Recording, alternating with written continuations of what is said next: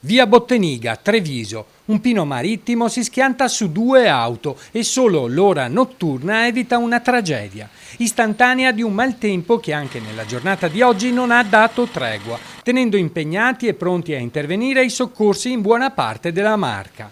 Solo qualche ora prima da Oderzo a Castelfranco si erano registrati dai 50 ai 75 mm di pioggia. E mentre inizia una pesante conta dei danni, per tutta la giornata di oggi i vigili del fuoco sono stati impegnati in decine di allagamenti, soprattutto nella zona di Oderzo, per scantinati e garage.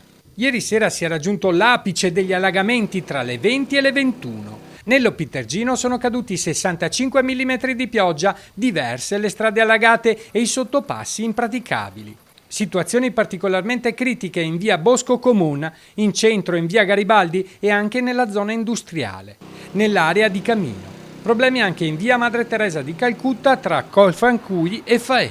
Chiaramente le persone hanno avuto grandissimi disagi e si aspettano le soluzioni.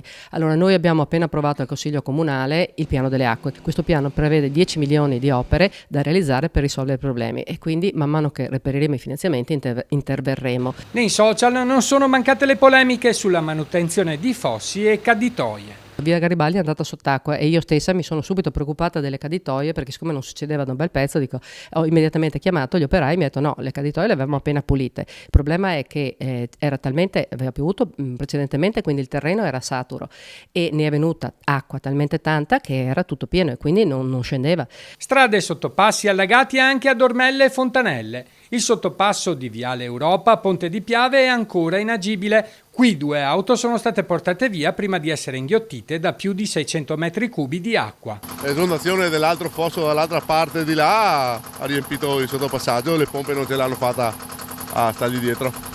Quanto tempo ci metterete a svuotare il sottopasso? Ci vorrà tutta stanotte penso e forse fino a domani mattina.